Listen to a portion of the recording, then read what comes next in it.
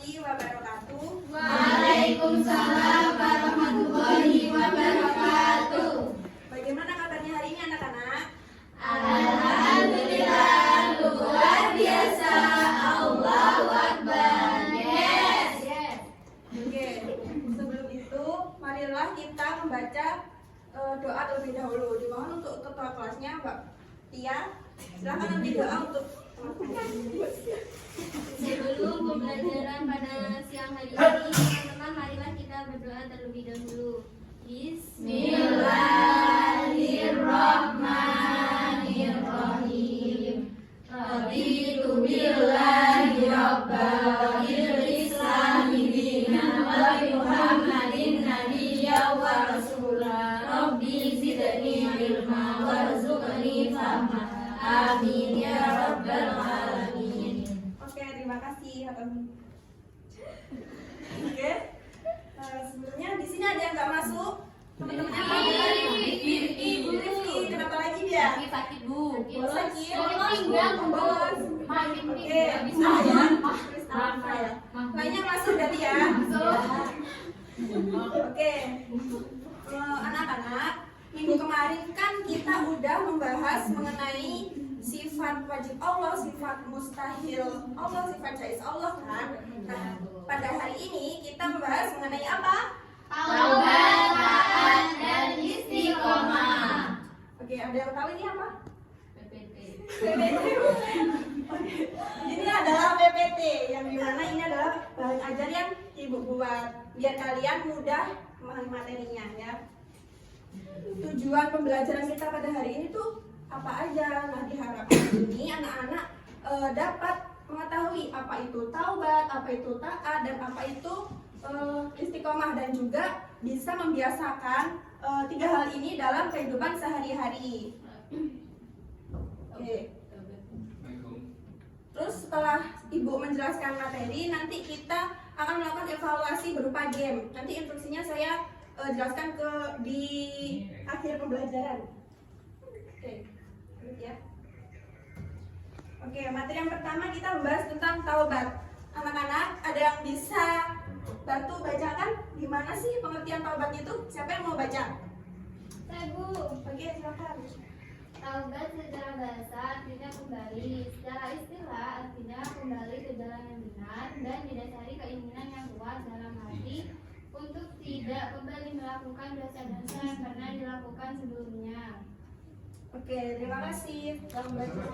Jadi anak-anak, manusia itu tidak luput dari kesalahan, baik kesalahan yang disengaja maupun kesalahan yang tidak disengaja, baik yang berkaitan dengan Allah maupun yang berkaitan dengan sesama manusia. Jadi seperti itu ya pengertian taubat. Lanjut, untuk jenis dan syarat-syarat taubat di sini ada dua. Ya, ada dua ya. Yang pertama taubat yang menyangkut dosa terhadap Allah. Terus yang kedua yang menyangkut terhadap sesama manusia. Di sini ada yang bisa bacakan apa saja sih syarat-syarat taubat yang menyangkut dosa terhadap Allah? Ada 3 poin. Ayo siapa? Oke, silakan. 1. Meninggalkan perilaku dosa. 2. Menyesali perbuatan dosa atau maksiat yang telah dilakukan. Yang terakhir, berniat tidak mengulangi lagi selamanya. Oke, jadi syarat taubat yang menyangkut dosa terhadap Allah ini ada 3. Yang pertama meninggalkan perilaku dosa itu tersebut. Terus yang kedua menyesali perbuatan atau dosa-dosa yang telah dia lakukan. Terus yang ketiga janji tidak akan mengulanginya lagi selama-lamanya. Ya, ada yang tahu nggak dosa yang menyangkut Allah itu seperti apa? Contohnya? Mencuri. Oh iya, betul. Ada lagi. Ada yang lebih besar dari itu. Ya, betul. Apa? Maksiat. Ya, betul. Oke, paham semua ya artinya ya. Lanjut, untuk jenis yang kedua itu taubat yang menyangkut dosa terhadap sesama manusia. Dosa yang terhadap sesama manusia ini ada 4 ya syarat-syarat taubat. Ada yang bisa bacakan? Ayo gantian. Ada, silakan. Meninggalkan perilaku dosa. 2. Menyesali perbuatan dosa atau maksiat yang telah dilakukan. 3. Berniat tidak mengulangi lagi selamanya. 4. membebaskan diri dari orang yang dizolimi dengan cara jika menyangkut harta maka kembalikanlah, jika menyangkut materi seperti ghibah ya maka minta maaf. Oke, terima kasih. Sebenarnya ya anak-anak, syarat-syarat yang menyangkut dosa terhadap Allah sama manusia ini hampir sama. Cuma kalau terhadap sama manusia ini ada tambahan satu poin, karena sesama manusia maka manusia ini diharapkan membebaskan diri dari orang yang dizalimi dengan cara jika hal tersebut atau dosa tersebut menyangkut harta, maka si orang yang tersebut maka harus mengembalikan hartanya. Kalau non materi atau hal lain kayak fitnah, ghibah atau yang lainnya itu bisa minta maaf kepada orang yang bersangkutan tadi ya. Apakah di sini ada yang paham? Paham. Oke, selanjutnya membiasakan diri untuk bertaubat. Di sini ada 4 poin. Yang pertama, tidak memandang remeh terhadap dosa sekecil apapun. Terus yang kedua, berusaha menutup dosanya dengan perbuatan baik. Terus yang ketiga, memperbanyak bergaul dengan orang-orang saleh. Nah, pada poin ketiga ini ada yang tahu nggak maksudnya gimana? Ada yang tahu nggak? Berteman Yang dengan poin ketiga. berteman dengan teman yang rajin sholat. Iya. Yang baik. Iya ya, pokoknya yang baik ya. Nah, kalau baik.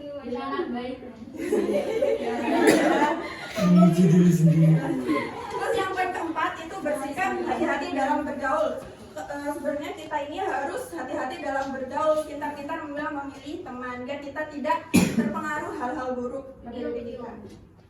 Lanjut. Dari materi tadi ada yang tanyakan nggak? Ada. Oke, lanjut.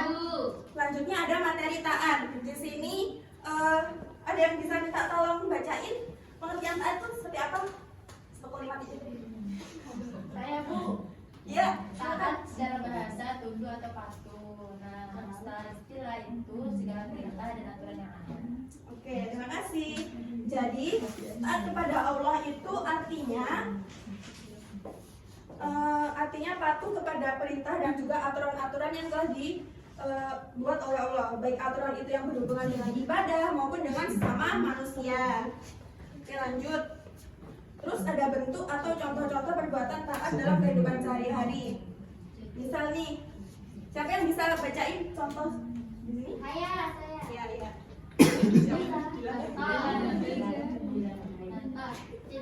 Cece bekerja sebagai karyawan di pabrik dan ketentuannya setiap karyawan diharuskan untuk memakai hijab dan sholat berjamaah ketika waktu tiba. Nah, tanpa itulah yang bertujuan untuk selalu taat kepada Allah atas ajaran Islam yang dilakukan. Oke, bagus, terima kasih. Jadi anak-anak, contoh tersebut itu merupakan contoh untuk umat manusia agar selalu taat kepada Allah atas ajaran-ajaran dan juga aturan-aturan Islam. Ya. Terus yang selanjutnya membiasakan diri taat kepada Allah dan juga Rasul. Di sini ada 3. Yang pertama membiasakan diri untuk segera sholat ketika waktunya tiba. Kalau waktunya udah tiba, itu segera sholat, gak usah ditunda-tunda, ya, biar membiasakan diri lah intinya.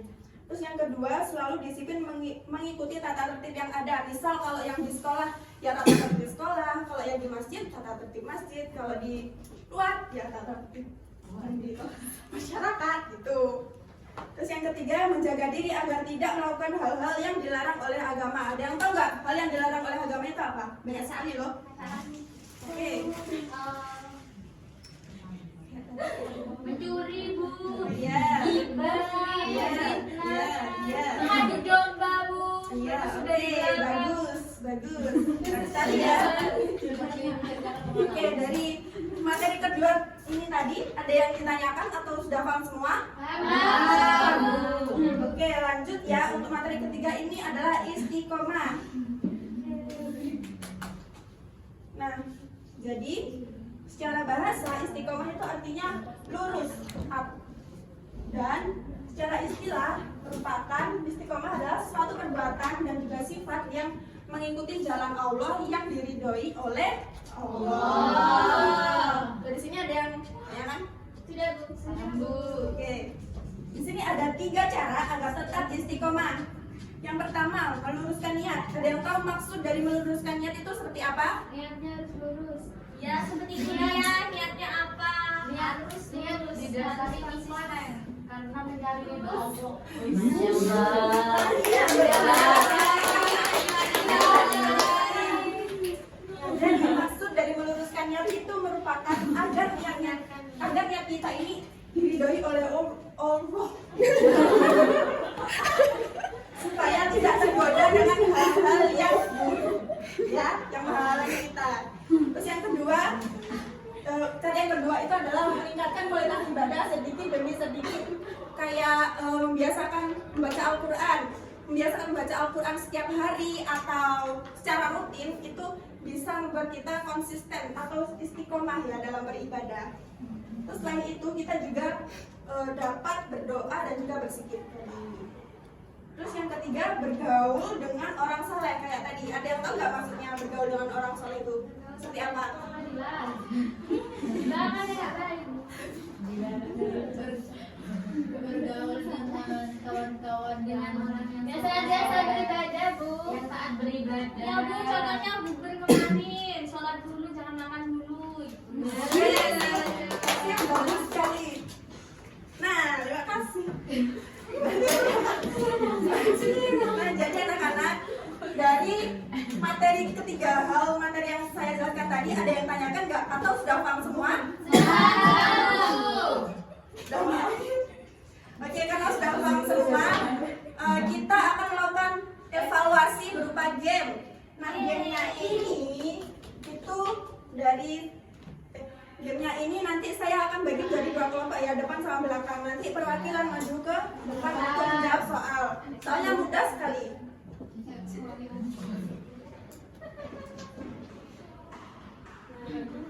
Punya Dila, Bu. Ya. Nah, nama gamenya ini adalah Frogijam atau kata melompat ya. Nanti dari kata. Enggak, nanti kalian jawab kuisnya di sini. Habis itu kalau katanya lompat ke tahap selanjutnya berarti jawaban kalian benar. Kalau katanya belum berarti salah. Dilakukan terus menerus sampai katanya menuju ke daratan. Oke, ada yang tanya, Bu. Berarti nanti jawabnya sendiri-sendiri, Bu, nggak berkelompok.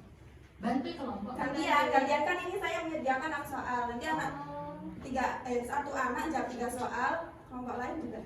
Tiga. Berarti bantu jawabnya, Bu. Iya, berarti. Udah kok. Ayo silakan. Depan belakang satu-satu. Yes.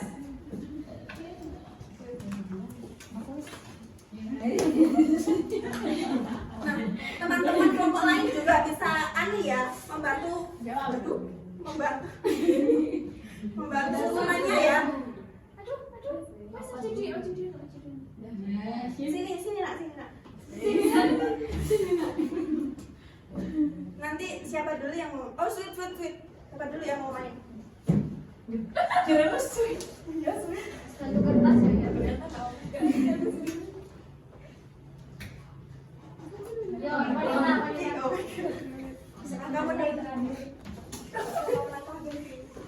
Oke, langsung start ya. Ya. Baca apa dulu? Bismillahirrahmanirrahim. Oke, mulai.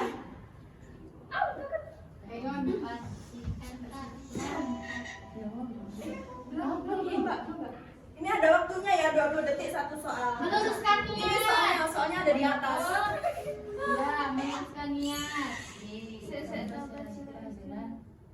Kembali. Satu balik. Nomor 1 jangan dijawab. Nah, sekarang gantian kelompok. B.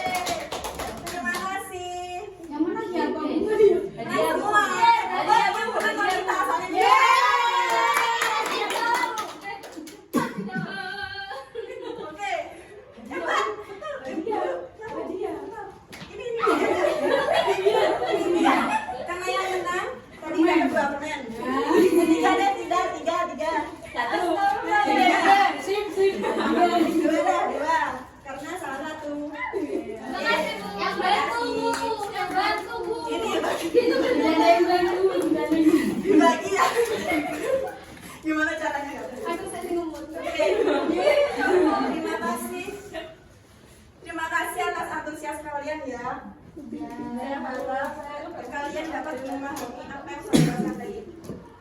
Oh ya, sedikit mengulangi apa yang saya jelaskan. Ada yang tahu nggak? Hari ini kita ngebahas apa aja nih? Obat.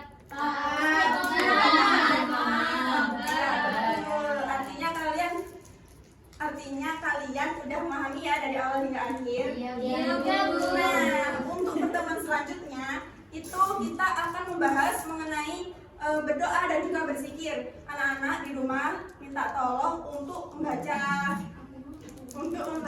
materi yang akan datang ya, biar kita nggak kesulitan memahami materinya. Iya, Bu. Ada yang ditanyakan? Sudah. Oke, terima kasih. Saya akhiri. Sebelum mengakhiri pembelajaran, marilah kita berdoa terlebih dahulu. Berdoa mulai. Amin.